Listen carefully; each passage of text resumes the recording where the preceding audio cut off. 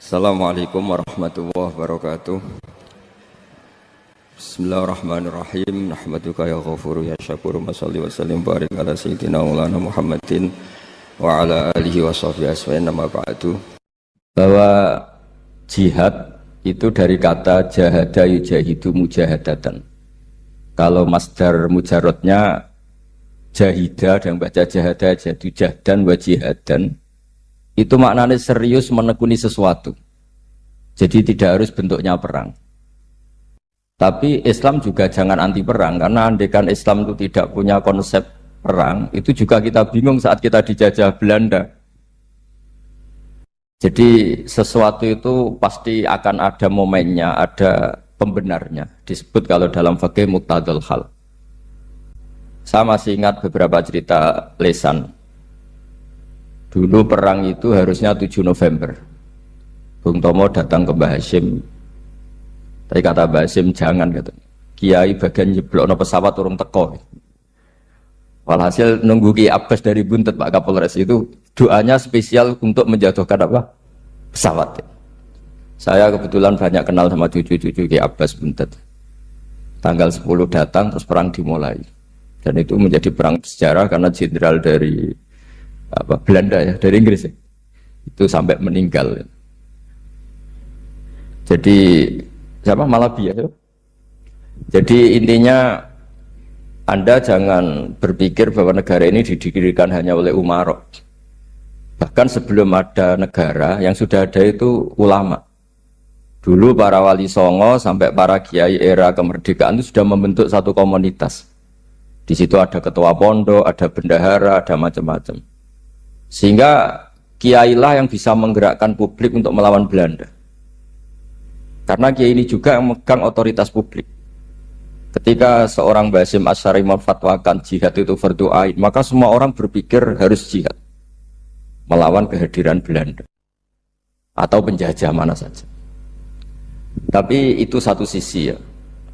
Di sisi yang lain, bahasa Arab itu ada sisi uniknya. Kalau menamai penjajah itu musta'marin atau al-isti'mar. Isti'mar itu meramaikan dunia. Karena memang bangsa kita dulu itu ya aneh. Tapi nak sampean kerasani teman-teman ya kualat itu babai jenengan. Kita ini dulu memang ya agak aneh. Belanda itu sudah penjajah, tapi sama buyut-buyut kita dipanggil Doro. Bisa kamu bayangkan kiai saat itu untuk mengingatkan masyarakat pentingnya melawan Belanda. Wong manggil Belanda saja Doro tuan. Terus kemudian kita berfatwa melawan Doronya. Jadi benahi ilmunya saja wis sak penggawean kira-kira. Jadi ngelola orang bodoh itu ya kangelan. Enggak dikelola itu bangsa kita, dikelola itu ya rodok gedok banget. Wong ngundang penjajah apa? Doro. Jadi itu PR besar. Tapi kiai itu punya seni untuk memberi penjelasan. Makanya di antara kelebihan ulama itu pasti warasatul anbiya itu di fatonah ada unsur kecerdasan. Cerdas itu seni mengelola pikiran manusia, itu namanya cerdas. Makanya saya berkali-kali kalau ngaji harusnya orang itu semuanya itu pengagum ilmu, jangan pengagum fakta, tapi pengagum ilmu. Ya saya berkali-kali mencontohkan, kalau Anda suami yang miskin, nggak punya uang, terus pulang dimarahin istri karena nggak punya uang, atau kerja tidak sukses, harusnya kamu bangga. Anda juga kan yang berteori kalau suami nggak becus itu pasti dimarahin. Nah ketika menjadi fakta harusnya Anda syukur bahwa ilmu Anda itu benar. Jadi pas istri marah, alhamdulillah ternyata teori saya ini benar. Ini lucu kan, teori Anda mengatakan demikian, tapi pas menjadi fakta Anda tidak siap.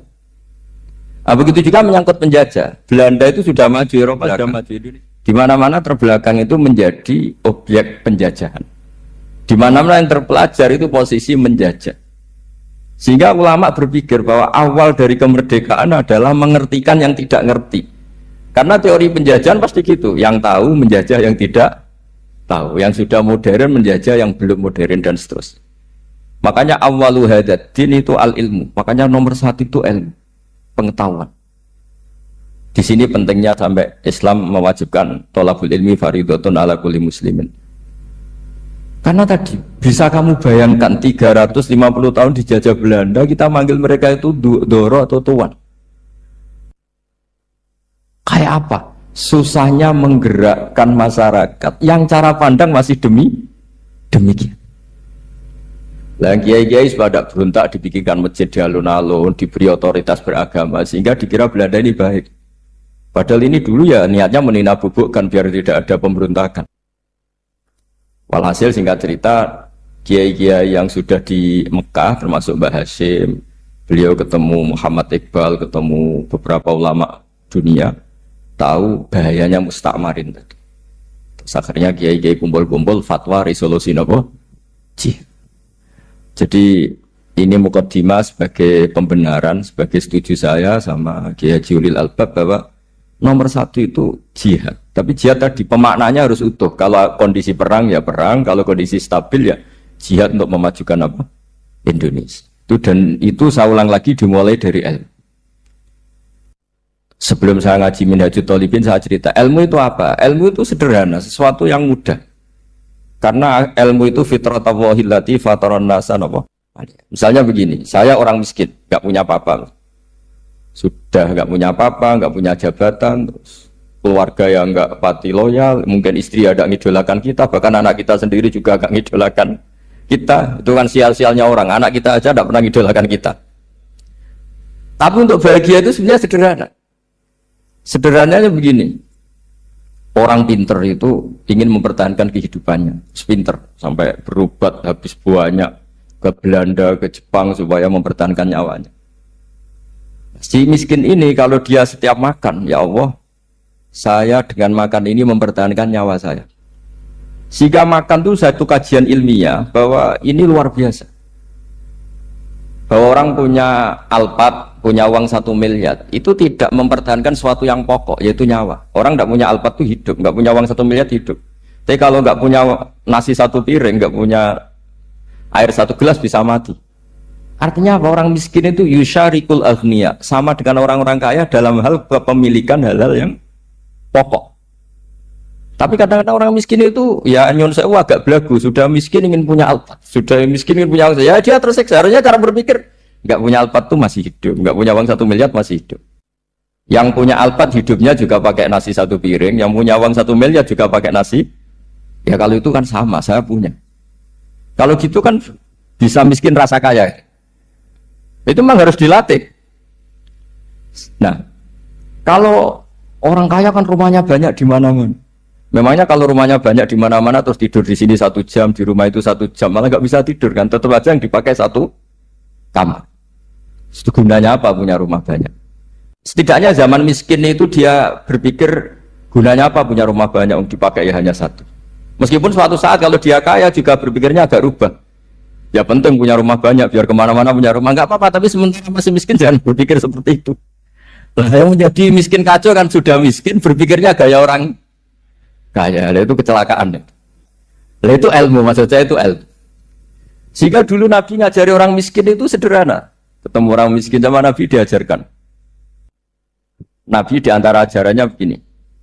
Ada seseorang man asbaha, orang yang setiap harinya mu'afan fi jasadi, dia sehat, aminan fi sirbi, negara dalam keadaan aman, tidak dalam ancaman, indahu qutu yaumi, dia hari itu punya makan, faka'an nama khizat lahu dunya bihadafiriha, berarti dia sudah punya dunia dan seisinya. Karena polanya sama.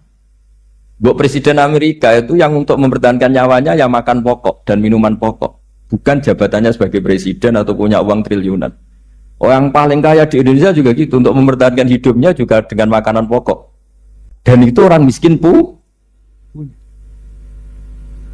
Nah, kehidupan paling top itu apa? Ya kehidupan yang mempertahankan nyawa itu yang paling top, lainnya itu enggak.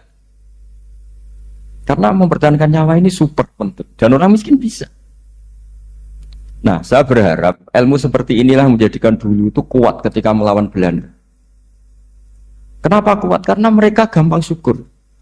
Barokahnya gampang syukur itu selesai dengan dirinya sendiri. Kalau bahasa intelektualnya itu, orang kalau sudah selesai dengan dirinya sendiri bisa berpikir memanfaati pada orang.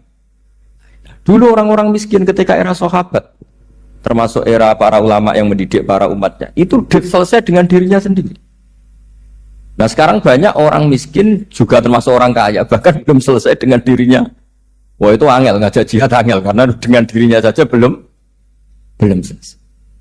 Maka masyhur itu kan ketika perang Tabuk ada orang datang, kira-kira kalau Indonesia pakai beras 4 kilo, ya Rasulullah yang 2 kilo tak kasihkan keluarga kami supaya bisa makan, yang 2 kilo tak kasihkan jenengan untuk biaya perang. Perang Tabuk itu perang tersulit, disebut perang Dhatil Usra. Sekarang hitung saja, ini coba dihitung, mungkin yang bagian kasir tahu. Kalau 2 kilo kali 3.000, umat Islam pas itu sekitar hampir 3.000, itu sudah 6.000 kilo. 6.000 kilo itu artinya apa? Orang miskin ketika perang membiayai dirinya sendiri, itu satu. Kedua, dengan mental memberi, orang ini tidak tamak. Barokahnya tidak tamak, tidak nyalahkan yang kaya. Efek dari itu apa ketika perang Tabuk? Sumbangan dari Sayyidina Utsman yang jumlahnya besar sekali, yaitu diantaranya 1.000 dinar. 1 dinar kira-kira 4,25 gram, berarti sekitar 4.000 gram. Itu bisa diberikan alat perang. Sumbangan dari Abu Bakar juga bisa dipakai beli kuda untuk perang. Nah bayangkan kalau kebutuhan orang miskin ini untuk makan itu nggak mau urun. Wah saya miskin, nggak perlu urun, saya miskin dipakai alasan terus. Maka jumlah 3.000 ini akan mengurangi anggaran untuk belanja peralatan perang, karena untuk konsumsi orang miskin. Dan gitu kadang mangane tanduk itu kan repot. Wes miskin mangane tanduk, nak antri mo kan ribet. Artinya apa? Perang ini tidak fokus karena ngurusi konsumsi untuk orang-orang miskin. Nah, dulu zaman Nabi orang miskin pun semuanya heroik. Mereka dibantu gak mau, inginnya bantu. Sampai dicibir sama orang munafik. Apa gunanya sedekah 2 kilo? Wong perang ini perang besar antar negara. Pas itu mau perang melawan Romawi. Sampai orang munafik bilang, alladzina almizuna almuttawwi'ina minal mu'minina fis sadaqati walladzina la yajiduna illa juhdahum faskharuna minhu. Orang-orang munafik digambarkan Allah orang-orang yang mencibir sedekah kecil. Wong untuk perang besar kok sedekahnya hanya 2 kilo. Tapi yang mahal bukan 2 kilonya. Kalau ada 1 juta orang miskin menyumbang negara 20.000, itu artinya apa? Kita punya rakyat yang inginnya hubungannya dengan negara memberi. Tapi coba kalau kita 2 juta rakyat yang inginnya dari negara mendapat, pegawainya demo ya. Nah ini ajarannya Nabi yang luar biasa. Dulu Nabi itu bisa mendidik orang miskin pun bermental memberi. Nah barokahnya bermental mandiri ini mereka selesai dengan dirinya sendiri. Coba kalau mereka tidak bawa makanan sendiri ketika perang, mungkin kuda yang untuk perang, terus mereka berpikir, bu ini saja disembelih supaya kita bisa makan. Ribet kan? Ngapain beli senjata yang mutakhir, makan saja nggak bisa. Tapi barokahnya mereka urun sendiri. Mereka selesai dengan dirinya sendiri. Ini hebatnya didikan Rasulullah Shallallahu Alaihi Wasallam. Lalu dulu Mbah Hashim dan kawan-kawan itu berhasil mendidik seperti itu. Santri yang miskin-miskin itu kalau ngaturi kiai duwene telo itu kayak no telo. Duwene wi itu kayak no wi. Sehingga kiai sing wis mapan-mapan, misalnya kados kula wonten kan mun setengah mapan. Ya akhirnya yo iso mangan wi. Jebule wi ku yo enak. Santri yo seneng mergo kiai ini seneng pancen wis suwi mangan pizza misalnya. Lah tapi nek sing melarat terus aku melarat kiai tak kei wi mosok doyan. Wis melarat medhit di alasan kan ribet kan. Ini yang perlu dihilangkan, medit untuk berargumentasi. Tapi yang mahal itu bukan winya, mental memberi. Orang itu kalau mentalnya memberi itu berarti selesai dengan dirinya. Tapi kalau tidak bermental memberi pasti tamak. Dan tamak itu mesti menghakimi orang lain. Maka dalam kitab Hikam diterangkan, penyakit terberat itu tamak. Kenapa? Karena orang pikir itu tidak ada kata-kata kitab Hikam, bukan kata saya. Yang ada itu tamak. Misalnya gini, saya kenal PLT Bupati Kudus. Tidak pernah saya bilang beliau kikir. Tapi sekali saya pernah mengajukan proposal tidak kesampaian. Wah, beliau medit. Jadi saya menvonis medit itu sebetulnya ya karena punya keinginan tidak kesampaian. Coba kalau tidak, gue medit orang serap penting. Misalnya anak-anak muda sama orang-orang cantik di Jakarta, pernah nggak kamu bilang itu sombong enggak kan? Setelah kamu bilang, Mbak aku ingin kenalan mbak sampeyan, terus dia agak mau, baru kamu bilang sombong karena keinginan kamu enggak. Nah, bayangkan kalau orang bermental tomak kayak apa bangsa ini? Nah, sahabat itu dididik oleh Nabi, tomak itu selesai karena keinginan mereka memberi. Sehingga Indonesia bisa merdeka begini itu barokahnya didikan ulama. Semuanya ingin memberi. Dulu belum ada negara, tentara-tentara kemerdekaan kalau di kampung-kampung itu ya dibiayai donatur-donatur. Termasuk bahasa saya, buyut saya dulu. Itu berapa ton aja beras untuk pasukan Hizbullah, pasukan TNI. Di Aceh ada Daud berih, ada yang baca berueh. Jadi baca aja kayak kira asap ada yang berih, ada berueh, saya juga gak tahu. Orang Aceh kalau baca berih, nyumbang berapa emas untuk kemerdekaan Indonesia. Yang Kesultanan Jogja Legowo, Jogja tidak lagi negara tapi diberikan bagian dari Indonesia dan seterusnya. Nah, jadi semua ini barokahnya didikan Rasulullah SAW yang diteruskan para ulamanya bahwa nomor satu didik masyarakat itu bermental memberi. Dengan bermental memberi apapun kecilnya ini selesai dengan dirinya sendiri. Itu kalau sampean nggak punya mental memberi nanti pulang dari Pemda, acara ini kabupaten berkata ini ribet gitu. Awas itu, bar ngaji langsung lali berarti sampai. Sudah kalau nggak urun ini sudah luar biasa, nggak urun untuk berkat itu sudah luar biasa. Jadi itu yang makanya Nabi itu Quran dimulai wa mimma razaqnahum apa? Yunfikun. Quran mengajarkan bermental memberi yunfikun. Nabi berkali-kali ngulang al yadul ulya khairum al yadis sufla. Dan memberi itu tidak harus nunggu kaya. Gambarannya Quran tentang orang baik itu gimana? Alladzina yunfikuna fis sarra wadharra. Bukan fis sarra saja, ketika wadharra juga. Saya pernah guyon sama orang kaya di Jakarta. Dia uangnya miliaran, mungkin malah triliunan. Guyon sama saya, Gus saya ini sudah sekian bangun masjid di mana-mana. Saya ini berarti hebat. Enggak, kata saya. Enggak ada masjid, agama tetap jalan kata. Karena di kampung-kampung sudah banyak masjid kata. Masih keren tukang becak kata. Kok bisa Gus? Sampai nyumbang masjid 1 miliar, itu masjid apa kata? Ya masjid-masjid besar. Nah itu paling dipakai kubah atau menara atau apalah yang tidak mendesak. Tapi kalau orang miskin ngutangi orang miskin itu kalau nggak utang hari itu nggak makan. Kan nggak mungkin tukang becak ke utang kada bank atau orang kaya raya kan kenal saja ndak. Mesti orang miskin utangnya sama orang miskin. Saya kalau orang kaya utang Habibidin mesti mau beli Innova karena level orang elit. Jadi utangnya itu beli Innova, aksesoris Innova, seri terbaru. Tapi kalau orang miskin sama orang miskin utangnya itu beras untuk nyawa. Artinya apa? Kalau saya diutangi Habibidin untuk beli Innova itu ganjarannya itu sekunder. Tapi kalau sesama orang miskin itu ganjarannya primer. Keren mana? Hutang-hutangannya orang miskin sama orang kaya. Satu menyelamatkan nyawa, satu menyelamatkan citra. Dia baru sadar, ternyata orang miskin lebih hebat ketimbang saya, lebih hebat tapi tidak usah ditiru kata saya. Cuma dia menjadi tidak sombong sekian miliar yang disumbangkan ke masjid karena dia menjadi tahu ternyata itu tidak banget. Nah kecuali masjid-masjid yang kamu nyumbang memang masjid perintis di daerah-daerah yang belum ada masjid. Kalau masjid-masjid besar itu kan kadang kebutuhannya sudah selera, bukan pokok. Nah saya ini cerita ya, jadi supaya orang tahu lah. Zaman Nabi itu orang sudah selesai semua dengan dirinya sendiri. Jadi maksud saya Islam nggak apa-apa tanpa masjid itu masjid yang sudah sifatnya selera. Indonesia kan masjid sudah sifatnya selera semua. Yang dikatakan masjid pokok kan yang dipakai sholat bisa, dipakai alat sesuci bisa. Tapi kalau sudah selera ya pondasinya harus begini, lampunya harus dari kristal, terus kubahnya itu sudah selera. Nah rata-rata sumbangan yang miliatan itu kan sudah ke selera. Sementara orang miskin utang-utangan sama orang miskin untuk menyelamatkan apa coba? Nyawa. Artinya para orang miskin jangan kecil hati, wah saya sedekah hanya 2 kilo, tapi 2 kilo nyawa. Dan itu pahalanya luar. Nah ini ilmu asal. Nah kiai itu berhasil seperti itu sehingga orang-orang miskin dulu tuh rumah tentara itu yang nganggo nganggo telo, bahkan ada yang pakai apa itu Pak Hartopo itu pisang itu, arasnya pisang itu, bronggolnya pisang sudah dipakai saja Pak tentara. Tentara di mana-mana bisa makan. Coba kalau yang ngamal yang kaya itu tidak cukup. Tapi barokahnya yang miskin juga ikut ngamal itu cukup karena yang miskin itu mayoritas. Jadi didukung kaum miskin itu pasti menang lah kan kira-kira gitu. Karena di mana-mana orang miskin itu banyak. Menemukan orang kaya itu nyari data. Kalau menemukan orang miskin seketemunya pasti ketemu. Dan orang miskin ini dididik ulama untuk berkontribusi.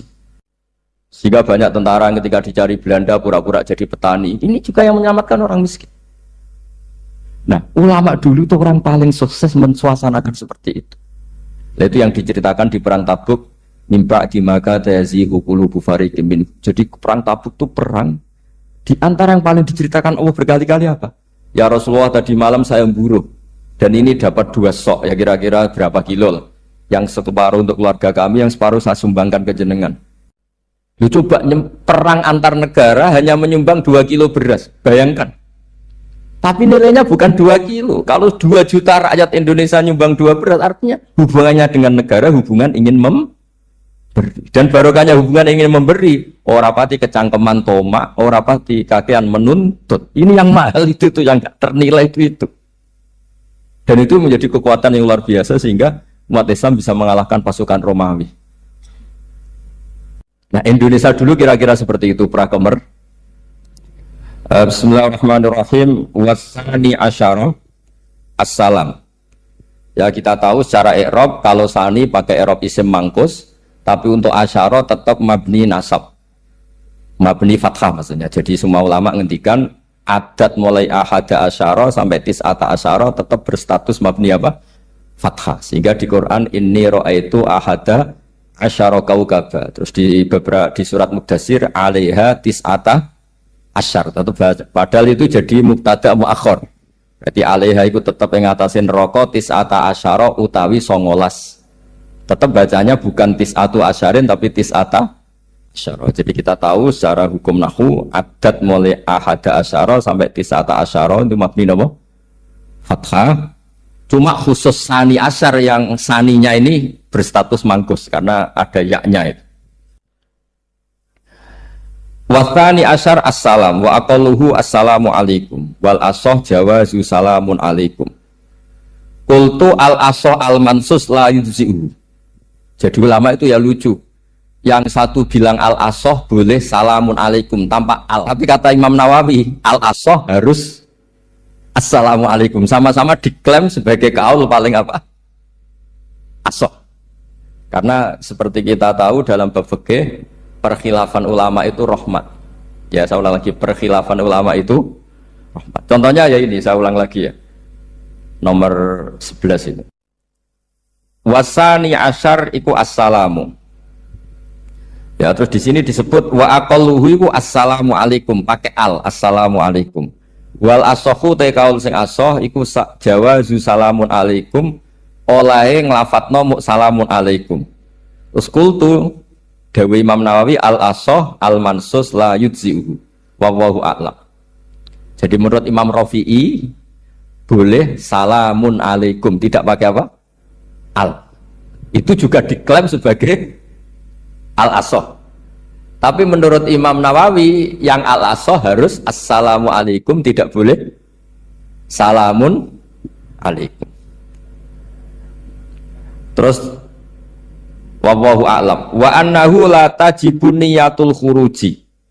Jadi ketika Anda salam tidak harus niat keluar dari apa? Salat. Dengan kamu salam berarti otomatis keluar dari apa? Salat.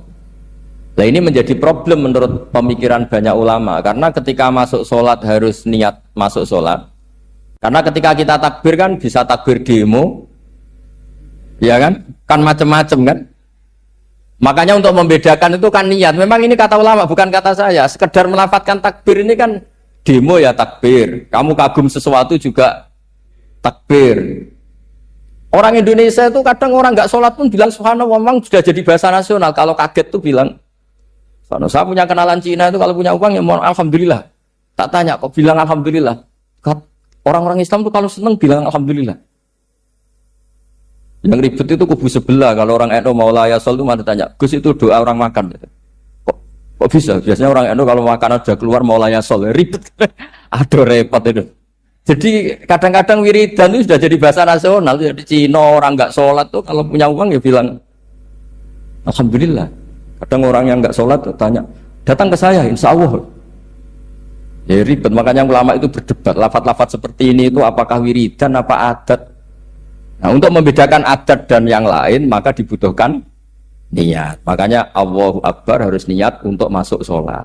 Nah normalnya salam juga harus niat keluar sholat, biar karena masuknya niat ya keluarnya harus niat. Itu menurut sebagian ulama. Tapi sebagian yang lain enggak lah, kalau selesai tidak perlu niat. Tapi tadi sebetulnya ada problem, jangan-jangan salam ini salam adat. Kebetulan ada temannya masuk terus bilang assalamualaikum, nanti temannya jawab waalaikumsalam. Itu ada kisah nyata. Ini memang naif betul ini. Ada orang alim sholat. Nah, ketika ada yang mau lewat itu kan dihadangi begini ya. Jadi dihadang gini ya, itu hibidin. Yang lewat tuh karena saking nggak pernah ngaji malah tidak salaman. Kagetnya kan main itu. Ada orang sholat, ada orang mau lewat, kan kesunatannya dihadang begini. Sisi ini santai saja malah ngajak salaman. Terus ribet ngadepi orang nggak tahu itu ribet. Ya tambah bingung kan, diliwati saja bingung, apalagi sekarang diajak salaman. Kan memang nggak sambung, kulturnya itu nggak sambung. Nah, itu kalau kita bilang assalamualaikum terus pikir kamu waalaikumsalam. Ya ribet, memang ngadepi orang nggak tahu itu ya ribet. Makanya ya agama ini, ngelola agama ini mau. Nah barokahnya ngaji fikih itu beginilah, saya sering cerita. Misalnya kita hafal fikih, takbir itu wajib, rukun. Tapi bentuk ngangkat tangan itu sunnah. Itu barokahnya Masya Allah. Andai kan kita menentukan kefiahnya, mungkin kita sok suci.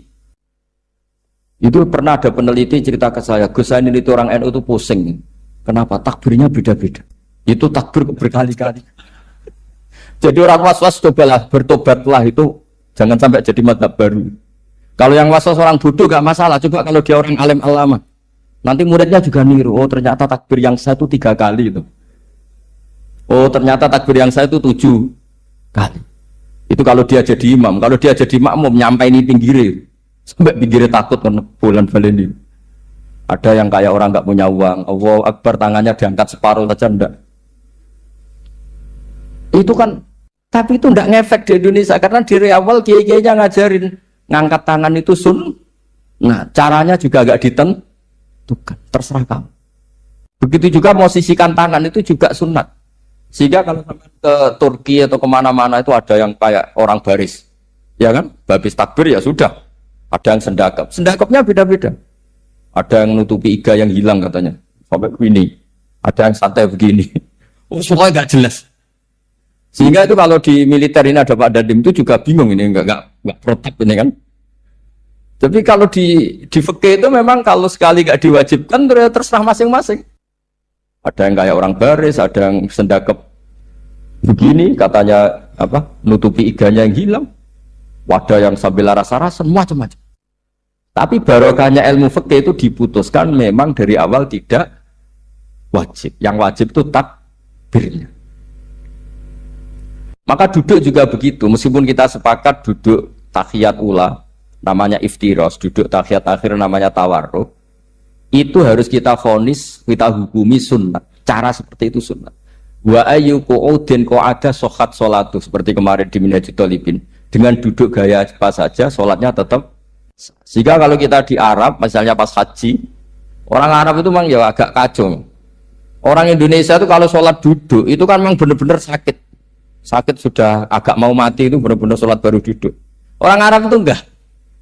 Sholat duduk pakai kursi. Sof itu enggak ada orangnya, ada kosong. Itu jalan kaki, kursinya di bawah. Mau bawa kursi kuat kok sholat duduk. Kalau orang Jawa kan, saya juga iskal. Orangnya, kalau bawa kursi kuat pindah-pindah tapi kok sholatnya. Kalau orang Jawa agak kebayang. Kalau sholat duduk emang bener-bener sakit. Saya pernah ditanya lagi sama orang, Gus di Mekah itu kok banyak orang bawa HP, terus kalau ditelepon diangkat soli, itu mazhab apa? Mazhab geblek. Tapi ini kan orang Arab, kan seakan-akan terus mewakili internasional kan, karena pusat banyak tuh. Ditelepon digoleki telepone wong saya wakeng golek ini terus kangelan ya. Warang ketemu soli pateni. Nah, kita kan diajarin di GG Indonesia kalau itu membatalkan apa? Jadi ribet. Nah, barokahnya kitab-kitab seperti ini meskipun kita di Indonesia itu mengikuti panduan yang diarahkan atau yang dibakukan oleh ulama-ulama. Nah Indonesia itu makanya berkah. Saya sering ketemu ulama Mekah itu kalau muji haji Indonesia luar biasa. Bukan sekedar sopannya. Memang cara hajinya itu nyari kaul yang disepakati itu sah. Karena memang dilatih KBIH, dilatih Kemenak, masih dilatih kiai setempat. Meskipun niatnya ya kadang tidak baik. Saya pernah tak tanya, kenapa kamu latihan haji sebegitu? Kalau sholat kok enggak? Sholat gak sah, gak apa-apa, Gus gak bayar, ini kaji. Dia tuh sholat bendino ora tau kursus mbek kula. Bareng ape kaji ora takok tenan tak takok sholat kira tau takok nak kaji kok takok. Nak sholat rasa gak iman Gus gak bayar niki kaji gitu. Coba jebule kurang ajar kata saya. Jadi ternyata sekarang terkuak. Kenapa orang-orang awam tuh kalau kaji kok semangat belajar? Semangatnya sama dengan sholat apa di bawah haji jauh sholat itu? Berpuluh-puluh tahun sholat itu dengan gaya yang nggak ada perkembangan. Tapi haji pisan langsung keren. Ternyata karena bayar ya. Apa perlu ditiru? Sholat harus bayar supaya ya itu alasannya itu. Haji rasa berat Gus, apa? Bayar Gus. Nak sholat rasa nggak bayar wae maksudnya. Padahal kalau kita ngikuti as-sholat imaduddin, sholat dengan haji itu afdal mana? Afdal sholat, harusnya lebih serius belajar sholat ketimbang belajar haji. Tapi setahu saya nggak ada kan KBIS gitu. Kelompok bimbingan ibadah sholat. Jadi ini kritikan saya, semoga didengar ya. Cobalah. Padahal riyen Raden Asnawi di Karang pesolatan supaya orang tuh sholatnya benar, ya sholatnya benar. Ya jadi ngaji fikih seperti ini setidaknya Anda menjadi tidak mudah mengadili orang lain. Bahwa sholat itu yang takbir tok yang wajib. Misalnya baca ya Fatihah tok, sehingga kalau ada imam lupa baca surat ya gak apa-apa, memang dari tidak wajib. Jadi pemilahan wajib dan tidak ini penting supaya tidak menghakimi pada yang lain. Jangan sampai perilaku kesolehan itu menjadi bentuk yang mengadili, nggak boleh. Itu Pak Kapolres. Kalau di ilmu fikih itu ada ulama penjaga ilmu itu ekstrim-ekstrim. Dulu ada sahabatnya Nabi namanya Jabir bin Abdullah. Ini ada di kitab Bukhari, di kitab Sholat. Ya maksudnya al ilmu tentang sholat. Itu semua yang di masjid itu sudah pakai jubah, kayak gamis. Kalau orang Indonesia mungkin ya pakai hem, pakai baju batik, pakai. Itu dia datang malah gamisnya dicopot, gamisnya dicopot, imamannya dicopot, terus tinggal pakai satu sarung, terus dicancang di sini akidan benatorofaihi ala atik. Ini kayak cerita-cerita di perang pahlawan itu, hanya dengan pakai sarung satu dikalungkan. Terus ada orang-orang tabiin bilang gini, unzuru ila ashabi Rasulillah, ini sahabatnya Nabi kok sholat dengan cara seperti itu, nggak islami banget, nggak keren banget lah. Terus kata Jabir bin Abdullah, saya sengaja melakukan ini supaya kamu tahu bahwa batas aurat yang dimaksud Nabi seperti ini. Shalla Rasulullah sallallahu alaihi wasallam fi izarin wahid akidan baina tarafaihi ala atiki. Saya pernah melihat Nabi sholat seperti saya ini. Tapi barokahnya itu akhirnya diketahui kalau batas auratul rajul hanya ma baina surah war rukbah. Andai kan tidak ada perilaku Jabir seperti ini, orang akan ngira bahwa syaratnya sholat itu harus pakai jubah, syaratnya sholat harus pakai hem. Akhirnya orang-orang yang kebetulan tidak pakai jubah, tidak pakai hem bingung. Misalnya dia katoan seperapat, pakai kaos, neng tengah hutan, rasa sholat, ngaku ranggo jubah, ribet kan? Artinya apa? Ilmu ini harus dijaga konstitusinya, barokahnya perilaku Jabir ini, orang tahu batas jadi yang lainnya itu mukamilah atau kesunatan. Nabi juga seperti itu. Semua sahabat itu tawaf itu musyatan, berjalan. Tapi Nabi sebagai tokoh dan pas itu sehat. Saya ulang lagi, pas itu sehat. Ini hampir semua ulama bilang pas itu Nabi sehat. Nabi malah naik unta. Itu kata Imam Nawawi dalam kitab Masbu', Nabi naik unta itu lebih afdol ketimbang yang jalan. Padahal trennya di Qadrid tak. Karena apa kata Imam Nawawi? Itu menjadi konstitusi ilmu bahwa syarat sahnya tawaf tidak harus jalan. Andaikan Nabi saat itu kok ikut jalan, maka dikira di antara syarat sahnya tawaf harus jalan. Maka kita kebingungan ketika pakai kursi roda karena tidak punya rujukan hukum. Itu barokahnya Nabi pakai berkendara, orang menjadi tahu oh itu berjalan itu tidak menjadi syarat sah. Berkendara juga boleh. Ya ada juga sahabat yang sengaja omong-omongan, maksudnya tawaf kan kudune meneng wiridan, tapi ada aja omongan untuk menunjukkan kalau ngomong itu tidak membatalkan tawaf. Sampai seperti itu ulama menjaga konstitusi. Makanya nyuwun sewu kayak kita ini yang anaknya tokoh, apalagi ini di sini ada Gus Albab, termasuk ada saya, yang anak-anaknya tokoh itu memang sudah harus mulai biasa lah. Karena dulu kalau soleh kebanget, itu yang ngel-ngel orang. Abu Bakar, saya tak cerita Abu Bakar itu soleh banget. Saking solehnya itu, ini gak akan ada yang niru, saya yakin. Beliau itu hari pertama diangkat khalifah, hari berikutnya masih dagang di pasar. Singkat cerita ditegur, supaya tidak usah dagang, dicukupi negara. Beliau setuju, dapat gaji. Setelah mau meninggal, semua gajinya itu disuruh ganti uang pribadi, karena beliau merasa tidak nyaman. Mau mengkhidmati negara kok minta uang. Ganti soal uang pribadi, diganti. Nah, itu ya tentu tidak wajib, pejabat juga agak minat niru. Nah tapi lucunya apa? Sayyidina Umar ketika Abu Bakar sudah meninggal itu kritiknya lucu. Kamu itu solehnya berlebihan. Taman badak, sing repot sing genti. Nak soleh kok aja nemen-nemen. Mesti nak soleh ya dikira-kira lah, aja nemen-nemen. Sakake sing ngenteni repot. Makanya saya sering jagungan sama putra-putra Mbah Mun itu keluarnya gitu. Abai wis alim, ganteng. Ngaruhnya gede, diterima semua pihak, repot sing gede itu. Mengenai kalau khusnudon, nak kiai kok pas-pasan itu mesti wis dianggap strategi lah dengan cara seperti itu. Loh iya loh, kalau misalnya kita hanya Kapolres itu anak kita kan bisa Kapolda. Tapi kalau kita sudah Kapolri itu anaknya juga jadi Kapolda, belum kayak bapaknya kan. Jadi Kapolres belum kayak. Tapi kalau bapaknya hanya Kapolres kan anaknya masih gampang nanti Kapolda sudah ngelangkai kan. Jadi kadang-kadang itu artinya ulama dulu itu hebat cara. Makanya kamu jangan kaya-kaya banget, jangan sukses-sukses banget. Kasihan anak kamu nanti ini. Kasihan. Makanya saya sebenarnya jadi kiai itu yang ingin bener-bener banget, tapi sakit santriku lah kira-kira.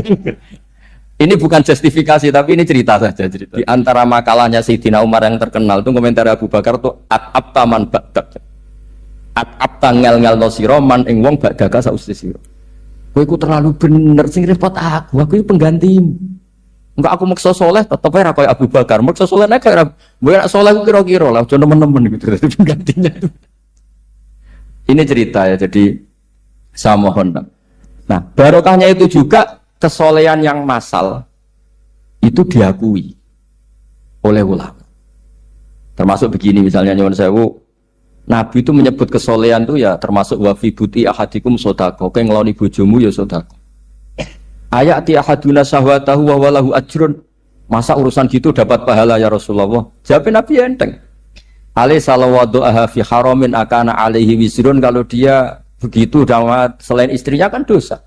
Ya berarti kalau sama istrinya ibadah, tidur ya ibadah, kumpul istri ibadah, bercengkrama sama keluarga ibadah.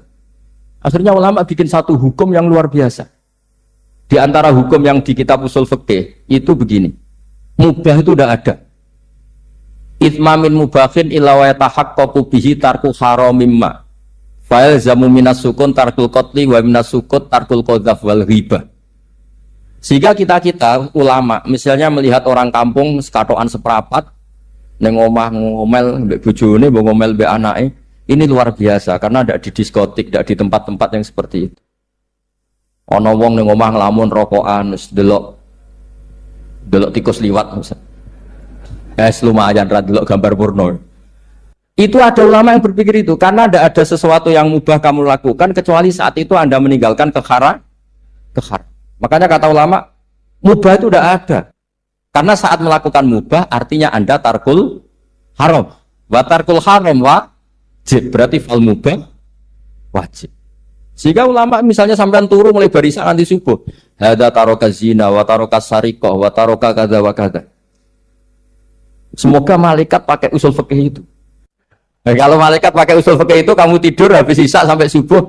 Hada tarokal ma'asi kasir. Nah, yang ribet kalau malaikatnya bagian khusyuk. Hadza tarokat tahajud wa tarokal witro. Nah, kita semoga malaikatnya yang percaya pendapat tadi. Jadi ada dua pandangan, ada ulama mengatakan mubah itu tidak ada, karena tidak ada orang yang sedang melakukan mubah itu pasti meninggalkan keharam. Makanya ini sirinya kenapa dulu kiai-kiai top itu sering jagungan. Orang tahu semua lah, Mbah Zubair sering jagungan, dulu Mbah Tur ya sering jagungan di depan Masjid Menoro. Karena ingin mensuasanakan bahwa untuk menikmati hidup itu tidak harus dengan keharam. Jagungan mbek konco ya seneng, gejul-gejulkan mbek konco ya seneng. Ini anggap saja perlawanan terhadap supaya tidak nikmati maksiat. Wa quddu hadzal al-istidzad bil mubahat kata Imam Ghazali. Inti beragama ini adalah nikmati sesuatu yang dihalalkan oleh Allah Subhanahu. Coba ketika orang lain bisa nikmat kalau harus ke tempat-tempat maksiat. Kamu cukup nikmat ketemu konco gejol-gejolkan zaman mondok padha melarate. Terus diterusno saiki yo jek melarat terus cocokan melarat itu kan keren no? Keren. Sisi tok diusir mertuane, tok diusir IP-ne terus cocokan. Ndak kowe piye Kang gak apa-apa sabar kabeh kodok-kodar wae Kang. Oh itu ibadah yang luar biasa. Mergo ridho sama kodok. Kodar dia tidak perlu cari nyuwun sewu hiburan yang maksiat. Nah, saya berharap ulama-ulama Indonesia itu mengikuti jejak ulama dulu. Ulama dulu itu kalau ibadah itu ya seperti itu. Jadi jangan hanya melihat ini semalaman kok tidur, tidak witir, tidak tahajud. Oke, dia memang nggak afdol, nggak sempurna lah, macam kiai pas-pasan naik kan. Tapi ya jangan lihat tarokal witro wa tarokat tahajud, tapi kamu juga harus lihat tarokal dahab ila niklaba, tarokat dahab ila mahalil mak. Siapa yo sekali-kali muji orang susahnya apa sih? Suudzon itu dikurangi lah, sekali-kali muji orang lah. Jadi kalau ada orang tidur hada tarokal maas, alhamdulillah. Meskipun ya rada damu-amu sih tarokal maasi wa tarokat toat. Ya sudah enggak apa-apa lah tapi. Nah di sini terus kualitas. Nah dengan cara itu Anda bisa membaca Quran secara fasih. Wa min ayatihi manamukum billaili wan nahar. Kenapa sekedar tidur kok dianggap wa min ayatihi? Di mana-mana ayat itu kan hal-hal yang luar. Ini tentang tidur saja kok dianggap ayat. Itu bisa dimaknai keren kalau Anda pakai kaidah usul fikih, yaitu dengan tidur berarti Anda meninggalkan sekian maksiat. Sehingga disebut wa min ayatihi manamukum billaili wan nahar. Nah, saya berharap konstitusi seperti ini jalan terus. Ya saya baca ya sampai salam selesai. Wa akmaluhu assalamualaikum warahmatullahi marroten yaminan wasimalan. Multafitan fil ula hatta yura khattuhul aiman.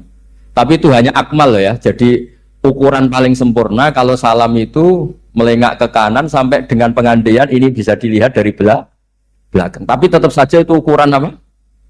Akmal, tidak menjadi syarat. Jadi ya sampai melengak gini sampai kira-kira terlihat dari apa? Belakang. Tapi ukuran itu tetap akmal hatta yura khattuhul aiman. Wa fisaniyah saat terusnya alisar terus nawian assalam alaman an yamini wa yasari minal malaikati. Dia meniatkan salam itu kepada orang-orang di sisi kanannya mulai malaikat dan manusia dan jin. Wayan wil imamu assalama alal muqtadin wahum arrodda aleh wahum yanwauna napa arrodda aleh. Jadi wahum yanwuna arrodda aleh. Jadi imam niat salam untuk makmum, makmum niat membalas salamnya apa? Imam. Tapi itu saya ulang lagi hanya akmal. Terus asal isya asar tartibul akan kama dzakarna. Jadi pentingnya, jadi jangan kira terus ngaji kalau wasunanuhu wa akmaluhu tidak penting, itu penting sekali. Barokahnya status akmal dan sunnah ini kita tidak mudah menvonis orang lain karena kita tahu ibadah itu hanya berstatus sunnah. Coba kalau nggak ada ketentuan itu, kita akan mudah menyalahkan orang. Salam kok orang melengak belas itu sholatnya sah atau orang? Padahal dari awal melengak itu statusnya hanya sunnah. Kemudian untuk penutup supaya ini clear ya, saya pernah baca di Syarah Bukhari yaitu Fathul Bari.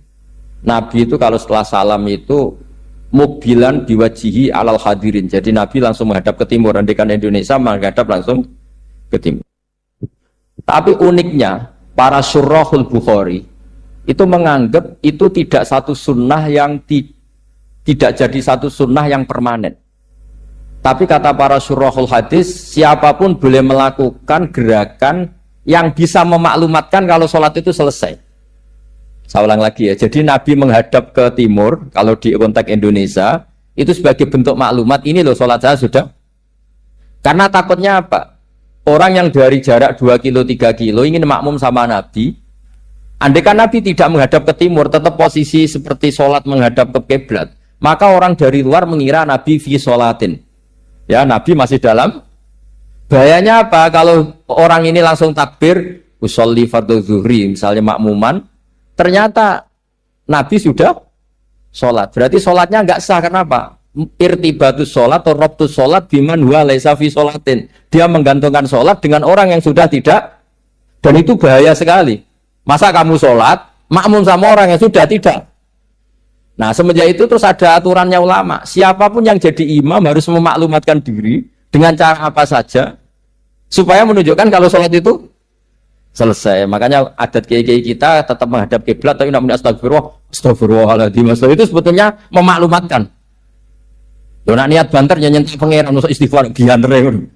Gak sopan blas astagfirullahaladzim. Itu sebetulnya itu memang maklumatkan iki lho jong salatku wis bar.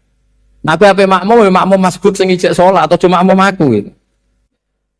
Ada yang separuh-separuh, ya tidak madhep wetan, madhep kulon, madhep ngalor. Itu ya sedengan, maksudnya sedengan. Karena memang kata Surahul Bukhari, judulnya itu apa? Imam punya gerakan yang menunjukkan kalau sholatnya itu selesai supaya nggak dikira fi sholatin, kemudian ada yang mak. Saya ini kiai Jawa ya, pakai hem seperti ini, pakai peci hitam seperti ini, dan dekat para habaib. Itu karena semua bacaannya Bukhari. Di Bukhari itu ada cerita, Jabir bin Abdillah itu termasuk sahabat sepuh. Itu pulang pakai pakaian resmi. Itu dicopot, jubahnya dicopot, imamahnya dicopot. Kemudian beliau sholat, akidan torofai izarihi ala atikihi. Sarongnya itu ditancang ning gulune terus sholat. Di depan umum. Ketika ditanya, masa sahabatnya Nabi sholat seperti itu? Biar orang tahu kalau syarat sahnya tidak harus seideal itu. Barokahnya itu satpam bisa sholat dengan pakaian satpam. Orang Jawa bisa dengan pakaian Jawa. Karena barokahnya Jabir bin Abdillah. Dan beliau ngendikan, saya ini menangi awal Islam bersama Rasulullah. Dan beliau yusolli akidan izarohu ala adiki. Jadi Nabi ya pernah sholat namun dicangcutnya. Barokah itu sampai tidak ngeritik sholat satpam sing lagi seragam satpam, sholat lagi pegawai SPBU sing lagi ragam pegawai nopo SPBU. Sing penting semuanya nutupi nopo. Kabeh itu barokah Bukhari. Dan kenapa kita tahu Bukhari itu? Karena konsensus. Di Rauhah Solo ada Bukhari, Habaib kalau Rejab ada Rauhah Bukhari. Dan beliau begitu bangganya Habib Abdul Qadir ketika putranya Habib Abdullah ngaji Al-Kutubus Sittah. Dan beliau mengharuskan putra-putra ini hafal Tirmidzi, hafal Al-Kutubus Sittah. Saya senang sekali karena setiap saya sinau hadis, terus ingat, hadal kitab Mu'tamadul Habaib, Mu'tamadus Sadat, Mu'tamadul Alawiyin. Sehingga kita terus pede. Sing dadi kiai Jawa terus pede, pakaian ngene ya susah sanggep kayak Jabir. Gampang. Tapi kalau kita tidak punya konsensus, tidak ahlul ilm, terus nganggep yang paling sah seperti ini, ya repot. Kayak saya tuh pernah Jumatan, ini kisah nyata. Ada yang sholatnya tuh miring banget. Terus dia karena kebetulan ahli falak, Gus saya sama orang-orang yang menghadap kulon lurus juga cocok. Mergo cara falak ku rondok ngalor, atau rondok ngidul, soalnya. Nah Mbah Mun longgar, Habib Durrahman gitu longgar, rata-rata udah longgar alhamdulillah. Terus tak tanya kenapa begitu? Karena secara teori Gus, kalau rondok ngulon pas itu Afrika di orang Mekah. Nah terus berarti sak masjid mau yang bener kontok. Iya Gus, bener. Berarti tadi satu masjid yang benar Anda tok, iya yang bener sana. Ya podoe gak sah, syarat sahnya Jumatan harus jamaah. Sementara yang sah kamu tok. Terus iya Gus, jebule aku goblok, ya goblok tenan maksudnya bukan goblok. Dia baru sadar kalau dia sah sendiri kan berarti enggak sah karena syaratnya Jumat itu harus jamaah. Artinya kalau kamu ingin semuanya sah, ya sahkan semua. Jangan egois nuruti mazhab Anda. Sama barokah Rasulullah SAW, orang yang sudah melafazkan la ilaha illallah Muhammadur Rasulullah pasti muslim. Barokah itu kita merasa mayoritas. Meskipun tadi Islamnya KTP, tetap dia Muslim. Meskipun kita perbarui terus, kita perbaiki terus. Karena barokah dihukumi Muslim, kita merasa mayoritas. Dan kalau mayoritas itu keinginan Rasulullah Shallallahu Alaihi Wasallam. Karena Nabi berharap saya tidak diberi mukjizat tongkat kayak Nabi Musa. Itu kata Ibnu Hajar al Asqalani. Andaikan mukjizatnya Nabi itu tongkat, itu hanya yusyahadu bil absor, hanya bisa disaksikan mata yang melihat. Itu pun disaksikan orang di eranya yang menyaksikan mukjizatnya Nabi Mu. Kalau mukjizatul Quran itu dijaga oleh Rasulullah ila yaumil qiyamah. Barokah Quran wong sing tau nakal, tau apa iso tobat karena Allah selalu ngendikan wa anibu ila rabbikum, ayo kembali, ayo kembali. Barokah Quran sing sugih sedekah anfiku, sing melarat sedekah sabar. Sing hasud ngempet hasude tok ning mun ibadah. Sing tukang maksiat ngempet tok ra sido maksiat kuwi ibadah. Mulane dawuh Kanjeng Nabi wong sing kepengin maksiat, orang yang ingin maksiat kemudian tidak jadi maksiat itu wis ganjaran. Mulane sering mawon mboten sida. Jadi barokah sampean kepengin maksiat, iku nak ra sida malah ganjaran. Makanya ada 7 wali di antara yang disebut Nabi itu wa rajulun da'athu imra'atun datu mansibin wa jamalin faqala inni akhafu. Tapi itu wali yang paling riskan gitu. Jadi di antara orang yang jadi wali itu lelaki diajak perempuan cantik, kemudian dia bilang ini akhafu. Itu tidak usah dicoba itu karena rawan kecelakaan. Tapi itu pun ya jadi wali. Makanya Abu Yazid Al-Bustami itu pernah merasa wali paling top. Kemudian dia ingin pesaing, kompetitor. Dan tanya, ya Allah yang kompetitor setingkat saya itu siapa? Dijawab sama Allah yang tidur itu. Kenapa itu kan tidur saat tahajud? Ya karena kalau orang bangun terjaga itu bertarung dengan nafsunya. Sidora, dangdut, topora, ribet. Nak turu wis. Berarti status orang tidur itu tarokal ma'asya kullaha. Bukan sekedar tarokal ba'dal ma'asyi, tapi tarokal ma'asya kullaha. Makanya Imam Ghazali ya punya riwayat. Nanti di akhir zaman, afdalu ibadati umat itu an-naum. Lah ini Kiai Jawa ini cerita yang ringan-ringan saja. Tapi yang penting itu ilmu. Di sini saya sebut beberapa kitab yang disebut Habib Abdul Qadir Ar-Risalah, Al-Mustasfa. Al-Mustasfa itu usul fikih. Terus Al-Kutubus Sittah karuan. Terus kitabnya Imam Syafi'i. Itu kitab-kitab yang saya yakin siapapun pembacanya pasti menjadi al-musnid al-muhaddis. Karena di situ ada logika yang dibangun, bukan sekedar riwayat tapi logika yang dibangun. Rasulullah itu kalau nerangkan orang itu gampang, mulai yang guyon sampai yang serius itu gampang. Masyhur itu Rasulullah itu sangat mencintai Khadijah dan kalau ketemu Halah adiknya Khadijah itu dihormati. Sayyidah Aisyah cemburu. Itu ketika Sayyidah Aisyah cemburu akhirnya menyebut Khadijah itu ajus, ya namanya orang cemburu. Ajus itu perempuan tua. Engkau kenang terus padahal sudah diganti saya yang lebih muda. Gantian Sayyidah Fatimah yang mangkel karena ibunya dikomentarin apa? Ajus. Terus Sayyidah Fatimah tanya, ya Rasulullah dengan cara apa saya menghentikannya Aisyah? Kata Rasulullah ya gampang, bilang saja sehebat-hebatnya kamu, itu perawan dapat duda. Ibuku itu janda dapat joko. Karena Khadijah zaman dapat Nabi itu sudah duda, dapat Nabi itu masih joko. Aisyah perawan dapat duda. Semenjak itu, sudah Aisyah tidak pernah ngomong lagi, Sayyidah Aisyah tidak pernah ngomong lagi. Nabi itu gampang sekali. Pernah ngendikan tidak ada penyakit menular. Ada aja orang iseng. Unta yang tidak gudikan, yang tidak kudisan itu dijejerkan yang waras. Ternyata yang waras ikut kudisan. Orang ini senang. Ya Rasulullah teori yang tidak ada penyakit menular ternyata ini menular. Nabi enteng aja jawabannya. Faman a'dal awwala. Lalu yang penyakitan pertama tertular siapa? Iya, yang pertama itu asli. Ya maksudku sing asli. Jadi Nabi itu menyelesaikannya itu bil ilmi. Ya saya ulang lagi semuanya diselesaikan apa? Bil ilmi.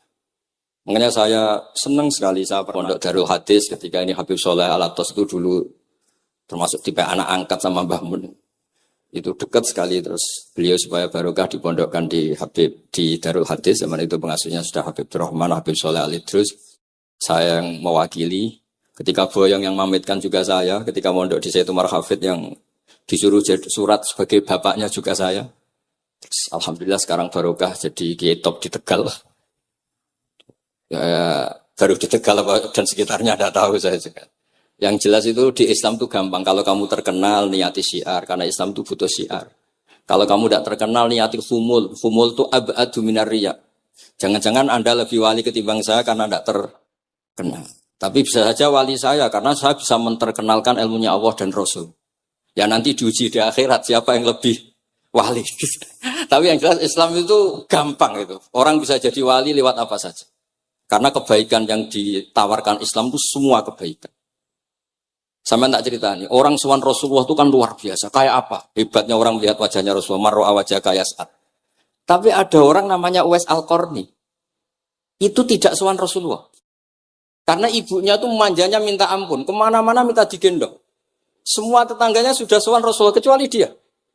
Tapi dia tidak sowan Rasulullah berdasar roh yang ditanamkan Rasulullah, yaitu birrul walidain. Dan itu ya jadi wali. Makanya ketika Habib Soleh bilang, jenengan diatur Habib Rahman, Habib saya tidak ketemu fisik, sudah ketemu roh. Al-arwah junudun mujannad. Sehingga jenengan yang sowan ke sini langsung di saya, yang di rumah tapi mencintai Habib ya saya. Yang nggak berani ketemu juga saya, karena sampai sering ketemu, nak su'ulatab malah dosa. Atau rapati sering ketemu tapi husnul. Mulai dulu sahabat ya gitu, ada yang sowan Nabi. Ada yang nggak pernah sowan, alasannya takut ganggu. Wali ada yang ditanya, kalau kamu di surga ingin melihat Allah apa enggak? Ada yang jawab tidak, katanya. Kan aneh. Kenapa? Unazzihu dzalikal jamal an-nadhari misli. Saya ingin Allah itu tidak terkontaminasi karena dilihat saya. Karena wong potongan ini kan tahu delok dangdut macam-macam. Jadi sojo lah sebenarnya. Allah selamat songko mata yang pernah digo macam-macam kira-kira gitu. Jadi wali itu yang macam-macam. Dan itu kalau ilm, saya yakin, ilm itu ada semua. Dan itu yang diceritakan Imam Bukhari radhiyallahu anhu yang juga mu'tamadul habaib. Sehingga konsensus ilmu ini penting sekali. Jadi saya baca ini khatam, saya ulang lagi khatam. Itu barokah sekali karena terus pilihan untuk menjadi muslim yang itu gampang sekali. Karena yang dikatakan kebaikan itu fi'lul awamir atau imtithalul awamir wastinabun. Nah, istinabun nawahi itu kan enggak modal. Kamu di rumah guyon sama anak istri tidur, udah ndak zina, ndak maling, ndak ngerasani orang, ndak nyopet. Kalau kelasnya dinaikkan ya tahajud, tapi itu kan butuh potongan, butuh soleh sing agak naik sedikit. Tapi sementing itu tarkul apa?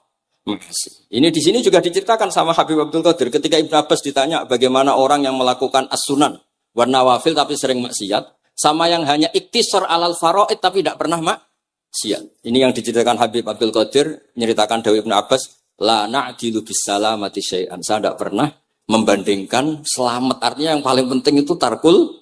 Kalau ada kitab Khilyatul Auliya, termasuk kitab sing kula hadiahkan Habib Durrahman, niku wonten manakib. Kitab niku kesayangan Imam Ghazali. Imam Ghazali ada kitab Ihya. Niku diantara fatwalipun wa alika bimudawamati mutolaati kitab Khilyatul Auliya. Niku karanganipun Abu Nu'aim Al-Asfihani.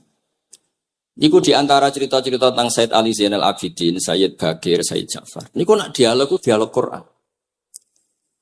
Mulane masyhur yen kutubiyai Habib Abu Bakar Segaf termasuk sing disebut teng mriki betapa kutube Sayyid Abdul Qadir niku hubungane erat kalian kutubiyaipun Sayyid Abu Bakar Segaf Gresik. Kula ampun sinau niki khatam disukani Habib Durrahman. Niku ketika nimbali Habib Alwi sing setunggal ngendikan maka dzabal fuadu maroa sing sitok tawaduk ngendikan wajina bibido atim musjad. Terus riyen dialeke niku Quran. Sebab niku Quran ini pun munsajim, pun menyatu teng ati. Begitu juga ulama-ulama niku Quran. Riyen ketika ada seorang, kalau bolak-balik cerita niki kersane jenengan latihan memahami Quran. Karena itu ilmu yang saya tekuni. Dulu Mbah Mun ngaos tafsir niku kalian Said Alawi pun Said Muhammad. Terus Mbah Mun mboten nate ngendikan kecuali berdasar Quran. Niku riyen tiang riyen, niku wonten napa mawon niku itibare kalian Quran. Harun Ar-Rasyid niku nate ditamoni tiyang ustaz. Cara sakniki radi mlete. Ya khalifah ya Amirul Mukminin. Ini nasihun lak. Famusyaddidun 'alaika fala tajid fi nafsika syai'an. Saya nasihati kamu kemudian agak keras. Maka jangan diambil hati karena saya ini tegas keras. Apa jawabannya Harun Ar-Rasyid? Inna wa ta'ala arsala man huwa ahsanu minka ila man huwa asma'u minni. Wa ma'adhalika qala ta'ala faqula lahu qawlan layyina. Allah Ta'ala itu ngutus orang yang lebih baik ketimbang kamu. Maknanya Nabi Musa.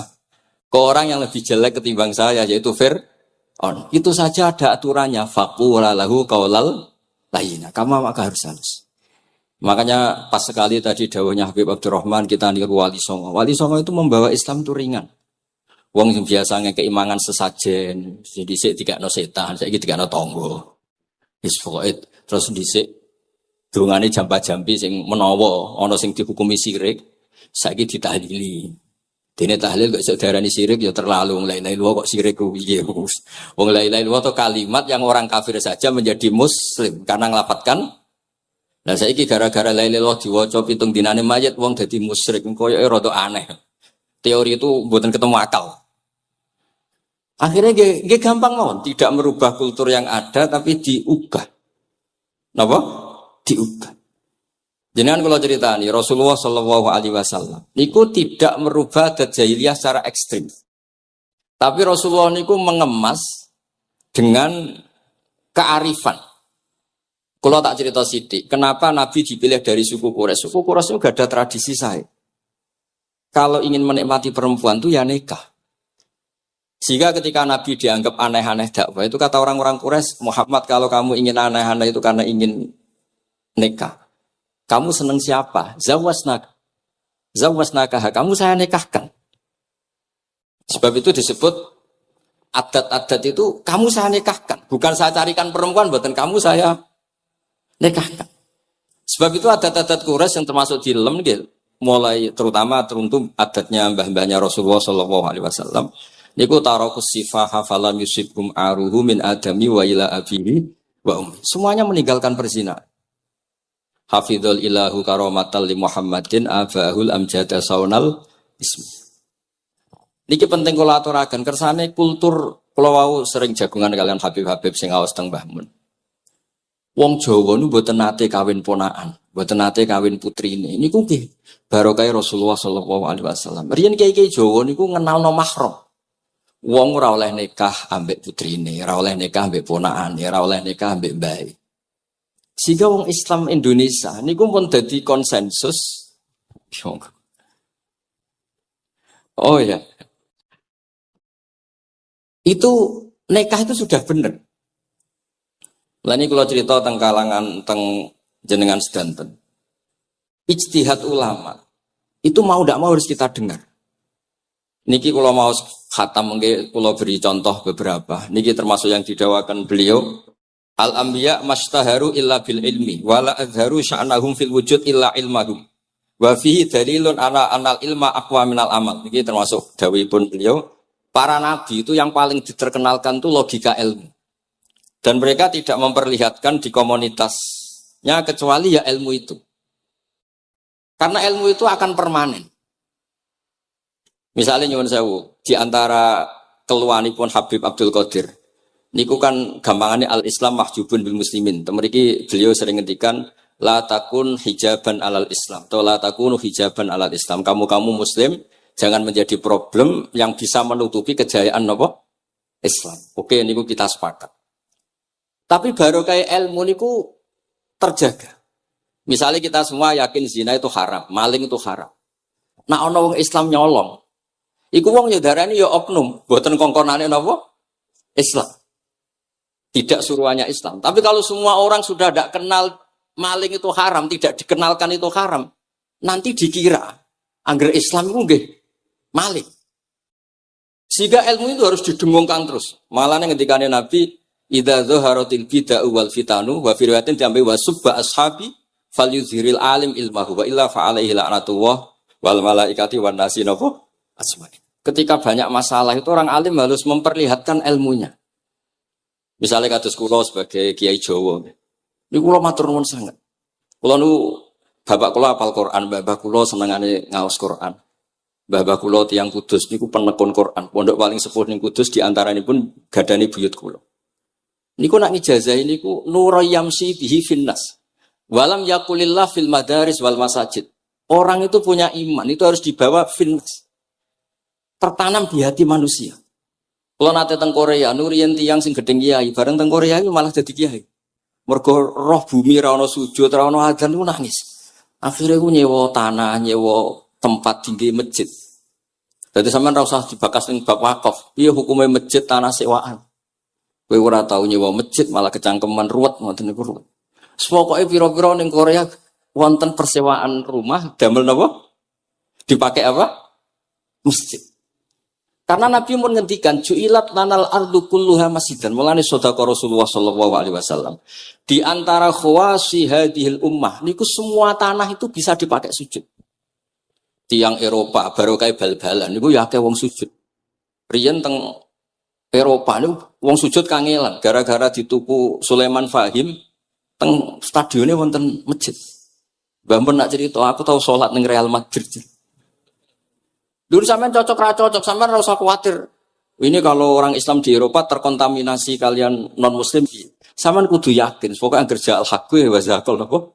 Batil. Sampean kudu yakin banat uzifu bil haqqi 'alal batil fayatmahu fa idza huwa zaid. Hak ini berdiri sendiri, kuat sekali hak.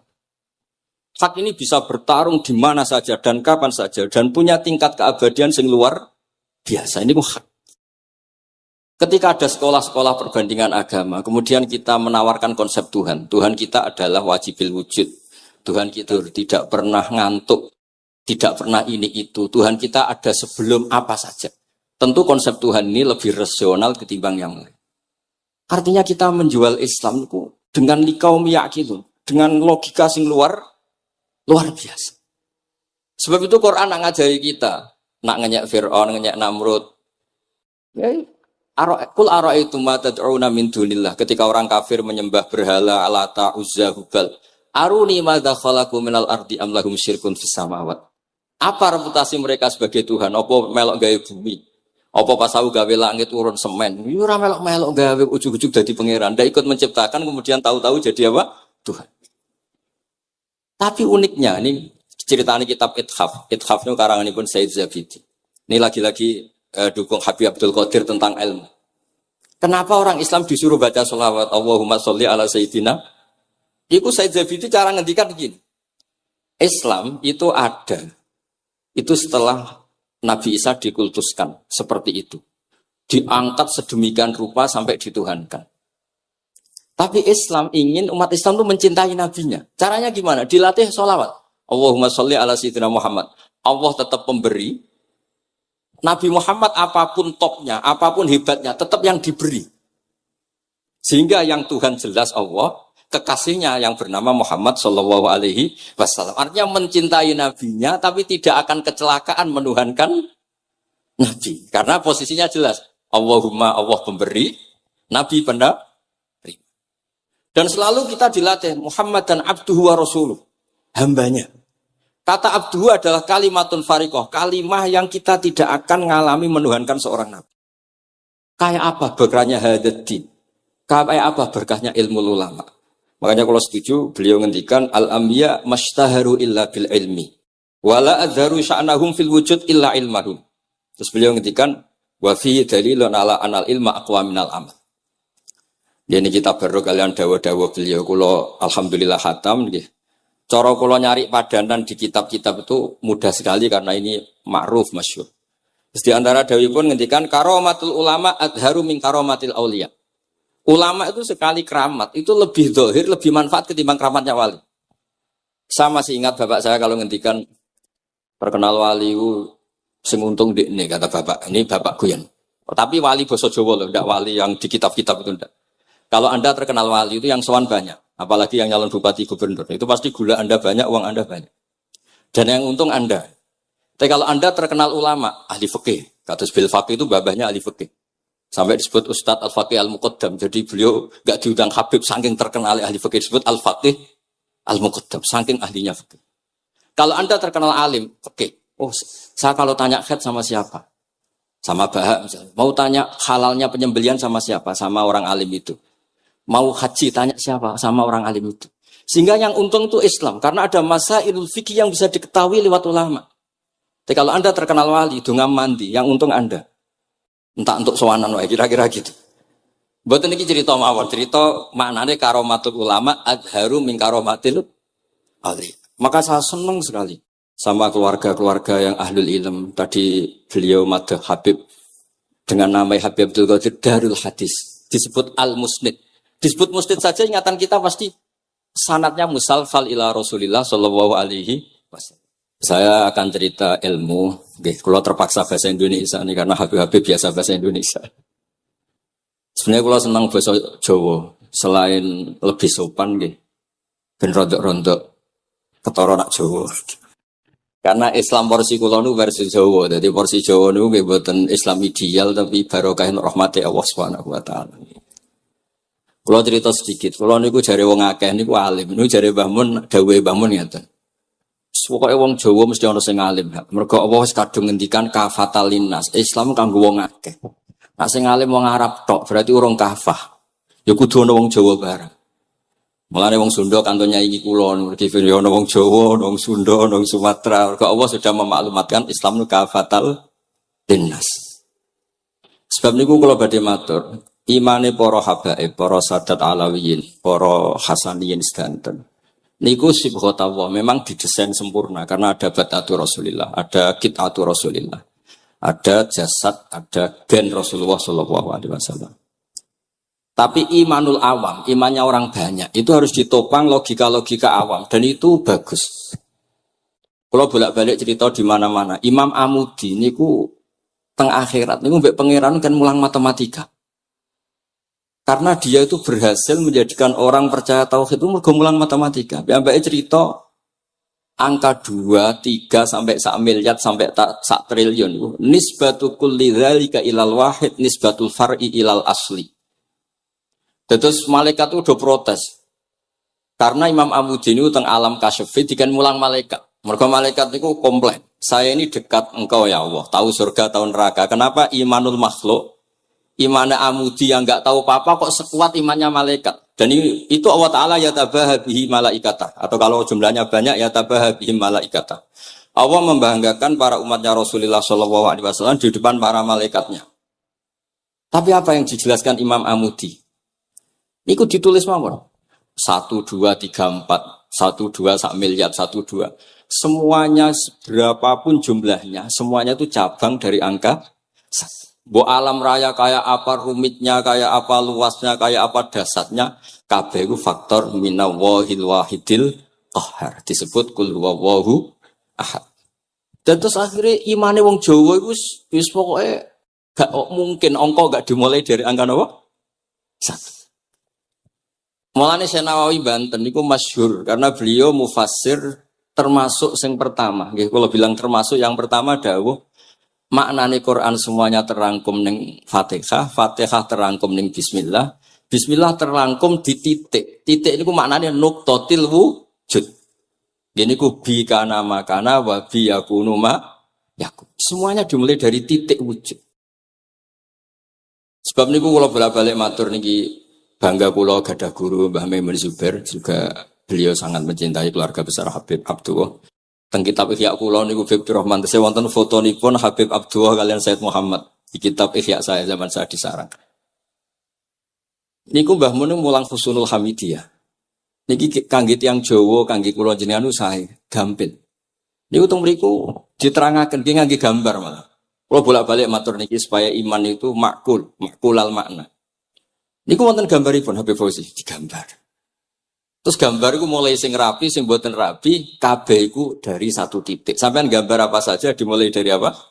1 titik. Cek gambare sampean elek, cek apik tetep dimulai 1 titik. Jadi alam raya iki dimulai 1 nuqtatil wujud. Niku Allah Subhanahu wa taala. Terus alam ini kadung wujud. Lah kalau hadil alam wis kadung wujud, enggak mungkin khalaqahal adam. Karena logikanya enggak ketemu hadil maujudat khalaqahal adam. Ini semua yang wujud diciptakan oleh ketiadaan. Niku ngajak gendeng bareng. Faham ateis, faham yang mengatakan tidak ada Tuhan, itu ngajak goblok bareng. Wong sesuatu yang tidak ada, kemudian menjadi penyebab sesuatu yang ada. Sebab niku namine Jubair bin Mut'im. Niku sahabat sing riyen Islam niku mergi pireng Rasulullah maca surat Wat-Tur wa kitabim mastur. Bareng pas ayat am khuliqu min ghairi syai'in. Mosok alam raya, makhluk semua ini kemudian diciptakan oleh sesuatu yang tidak ada. Itu langsung Islam. Karena logikanya mbak sadar. Mesti hadil maujudat ya khalaqahal maujud, mesti barang wujud diciptakan oleh yang wujud. Karena wujud ini pencipta, harus bersifat wajibil wujud. Dan karena pencipta harus bersifat qadim atau awal. Dan ini penting kalau aturaken kersane jenengan ngaos Quran pergi sing didhawuhna Nabi taraktu fikum khalifaten. Niku Nabi ngendikan ahaduma asqalu minal akhar. Sing disebut Nabi kitab wa itrati. Wala yaftariqa hatta yarida aliyal haud. Terus kula suwun para pecinta Habib Dua, Habib Abdul Qadir, Habib Abdurrahman, semua keluarga Habib Ahmad semuanya lah. Keluarga zuriyah atau mantu atau muhibbin, tolong ilmu itu dijaga. Diomongkan terus, cocok tidak cocok diomongkan. Syekh Abdul Qadir Al-Jilani itu Sultanul Aulia. Beliau nggak pernah nggak tahajud, juga nggak pernah nggak duha. Tapi beliau cerita, Sayyidah Aisyah itu kalau ada orang duha terus diparani. Kamu jangan menyamakan sholat sunat dengan sholat fardu. Kalau kamu terlalu istiqomah nanti dikira fardu itu diswiping. Ibnu Abbas memaklumatkan, usolliha yauman wa atrukuha asron. Biasanya saya 10 hari melakukan sekali. Untuk membedakan antara sunat dan wajib. Abu Bakar Umar itu orang paling lomo, tapi nggak pernah kurban. Karena kalau dia korban, beliau ini korban, nanti dikira korban itu wajib. Rasulullah itu ibadahnya paling sempurna, tapi semuanya tawaf musyatan, jalan kaki semua. Dan al-ajub bi qadrit, tapi Nabi itu tofa rohiban, Nabi malah pakai unta, padahal pas itu sehat. Akhirnya menjadi fikih, tawaf pakai kendaraan itu boleh. Andai kan Nabi saat itu kok ikut jalan kaki, dikira syarat-syaratnya tawaf harus jalan kaki. Itu kalau Anda tidak menekuni ilmu kayak Habib Abdul Qadir itu habis. Nah, kalau suwun beliau, saya senang sekali ketika beliau ngendikan, idza aradta an ta'rifal insana nahu insanun unzur ila mahabbati lil ilm. Kalau kamu ingin manusia itu siapa yang manusia betul, lihat saja dia senang ilmu apa enggak. Enggak usah diteruskan. Kalau yang enggak senang berarti enggak usah. Pokoknya kalimatnya gitu. Idza aradta an ta'rifal insana annahu insanun unzur ila mahabbati ilm. Fakullama zadat mahabbatu ilm zadat insaniyatu. Semakin dia senang ilmu, berarti semakin dia Karena kalau Anda suka makan, hewan juga suka makan. Anda senang kumpul perempuan, hewan-hewan malah banyak pasangannya. Suka menang-menangan, hewan juga suka menang. Tapi kalau suka ngaji takrib, tidak ada yang ngaji takrib. Kalau kamu suka ngaji ikhya, itu pembeda betul. Tidak ada hewan yang suka ngaji. Jadi al-fariq bainana wa bainal hayawan itu mahabbatul ilm. Jadi kata beliau ini agak keras dengan idza aradta an ta'rifal insan annahu insanun unzur ila mahabbatil ilm. Fakullama zadat mahabbatul ilm zadat insaniyah. Yang terakhir jangan pernah merubah dawai Rasulullah sallallahu alaihi wasallam. Ini yang terakhir. Saya ini cerita di depan para habaib, ada Habib Abdurrahman Sekaf, ada Habib Abdurrahman Bilwaqi, ada Habib Fauzi Al-Haddad, semuanya para sepuh. Saya itu pengagum dawai Rasulullah sallallahu alaihi wasallam dan saya meskipun modern tidak pernah merubah. Misalnya begini, saya beri contoh. Kalau salah nanti ditas saya. Orang kalau mau meninggal itu sama Nabi hanya disuruh nyebut Allah, Allah, Allah. Nabi tidak menyuruh berdoa. Karena berdoa itu bagi orang kebanyakan. Saya tidak bakas habaib, tidak bakas orang-orang yang al-mutahharun. Bakas yang umumnya orang. Kalau Anda berdoa, pasti hati Anda, aku mandi tanda. Doa saya makbul apa enggak? Sehingga Anda fi akhiri hayatika ada qalakun billah. Anda merasa tidak nyaman dengan Allah. Karena kamu berdoa. Kalau berdoa kan efeknya apa? Disembadani apa enggak, dikabulkan apa? Enggak. Sehingga terus, kalau enggak dikabulkan, saya sudah sholat puluhan tahun, ngaji puluhan tahun, ternyata enggak ngefek, karena enggak dikabulkan. Kalau GR dikabulkan, kamu kan punya reputasi yang masa lalunya juga, apa ya tahu tak delok. Masih atau apa ya kita ya rontok tahu. Masih rontok tahu, misalnya enggak sampai zina ya delok. Bodoni ya sering. Tobat ya sering. Pokoknya sholatu amalan sholihah wa akharana wa sayyidah. Jadi doa itu punya akibat kolak. Kolak itu kayak iya kayak enggak. Tapi kalau kamu bilang Allah. Allah saja. Allah elahul asmaul husna. Allah itu siapa? Rahman, Rahim. Allah itu siapa? Khairul ghafirin. Allah itu siapa? Arhamur. Sudah sampai kamu mati bilang aja Allah, Allah. Terus nyifati Allah. Makanya Dawei Sayyid Abdul Haddad, Bashir bil wasfi. Sudahlah kamu ingat Allah dengan segala sifatnya. Uzkuru wa dzikran katsira. Lah kalau kamu doa nanti elingnya nasib kamu, bukan eling Allah tapi eling nasib kamu. Allah tidak nyuruh kamu eling nasib kamu, tapi disuruh eling Allah. Jadi saya suwun, semoga ini benar dan saya yakin benar. Nabi itu luar biasa mengajari kita kan bilang Allah, Allah, Allah sampai akhirul kalamihi. Nah kenapa Kiai Jawa merubah dari la ilaha illallah menjadi Allah? Padahal riwayat yang banyak itu la ilah. Itu kata Kiai Jawa pernah tak tanya. iku hak.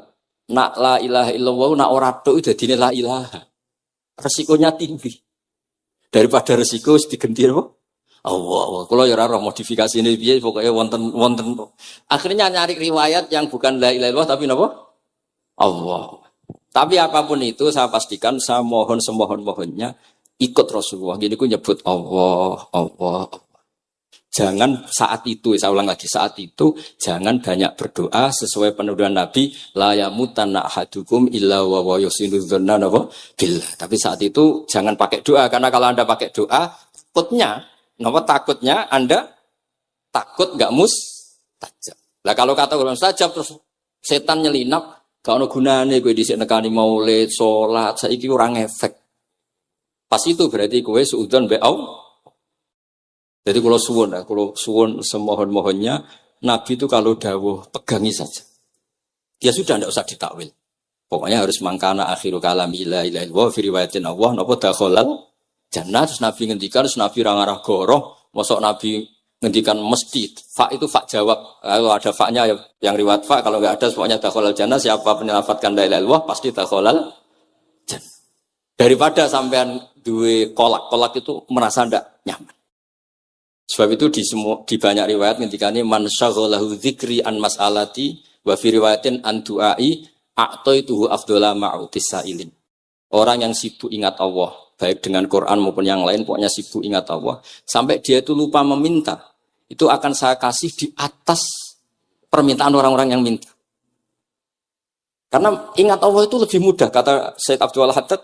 Ingat Allah itu lebih mudah. Allah lahul asmaul husna. Allah arhamur rahimin. Allah ar-rahmanur rahim. Daripada sampean ingat nasib sampean. Saya, kita tahu sholat suwi, poso suwi, tapi maksiatnya juga suwi. Maulid teko yo biasa 2 jam, tapi dandutane yo tahu 3 jam. Ruwet wae nek eling sampean ruwet.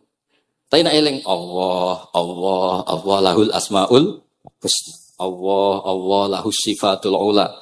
Allah arhamur rahimin. Allah rahman rahim. Ini disebut basyir bil wasfi. Sehingga sudahlah kamu senang saja. Allah itu punya sifat yang luar biasa dan sifat Allah itu pasti ngefek ke kita. Nggih, kula ngapunten Kang Kada dan kula matur nuwun sanget disukani kesempatan